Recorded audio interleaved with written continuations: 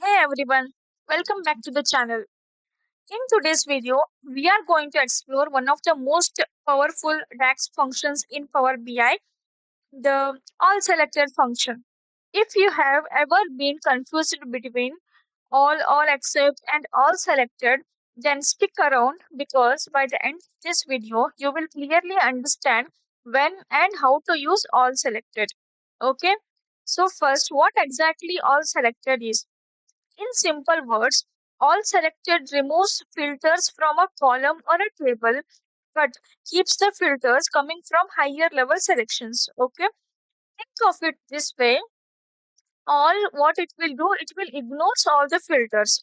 Okay, next to all selected, it ignores the filter inside the visual, but respects the filters coming from the slicer or outside selections. Got it? This makes it extremely useful when you want to calculate things like percentage of totals or ranking within the selected group. I hope you got it. Let's check the syntax. Yeah, the syntax is very straightforward. That is all selected of table name or column name. You just provide the table name or column name, okay, to remove the filters from. But Power BI still respects the higher level filters applied by the slicers. Got it? Let's look into the example. I'll first show you the data. I took region, product, and sales amount. Now, I created a measure that is total sales. Total sales means what? This is sum of the sales amount. Now, I want to calculate the percentage of sales for each product compared to the total sales of the selected region. So, for that, what I have to do, I used the divide function, divide of total sales, and the denominator will be calculate total sales. Total sales will be there and all selected of the product. What happens here? You know, if I select only the east region in the in the slicer, the percentage will be calculated against the east region total. Okay, look, I select east. For the east, what it is like 46.15. For B, it is 30.75, and total it is actually 100. Okay, if I select south, for the south, what is the percentage? For A, it is 73, and for C, it is 26. Got it? And if I select product A, it is showing total 100%, which means that it respects the slicer here.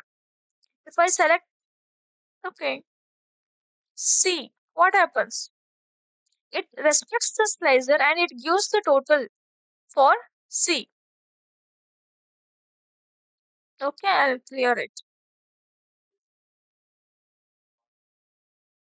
But if I use all instead, what happens? It would calculate against the grand total across all regions, which may not be what we want, right? Like, for example, here I used all. Look at here, percentage of region all, okay? I used the all here, same calculation I copied, but only changes the all function here. What happens here when I select east? It is giving correct only, but when I select product, what happens? It is giving 46 only. It is not respects the slicer, right? So I want 100% to show here. But using the all selected, what happens? It is showing 100, but here what happens? It is showing still 46% only. Got it? Got the difference between the all and all selected. I hope you people got clear about this one. And so, okay, when should you use all selected? Okay, first point is when to calculate percent of subtotal within slicer selections. Okay.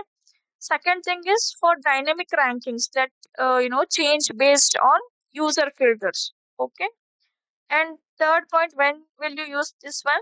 in cumulative totals, where you only want the totals within the current selections. Okay, it's especially useful in dashboards where users filters data by region, year, or category, and you want percentage or ranks that adapt to those filters. Okay, and yeah, that's a quick but powerful look at the all selected function in Power BI. If this video helpful for you, like it helped you, then don't forget to give it's a thumbs up, subscribe for more Power BI tips, and drop a comment below if you want me to cover other tax functions. Okay, if this video helped you, don't forget again. Okay, thanks for watching, and I'll see you in the next video.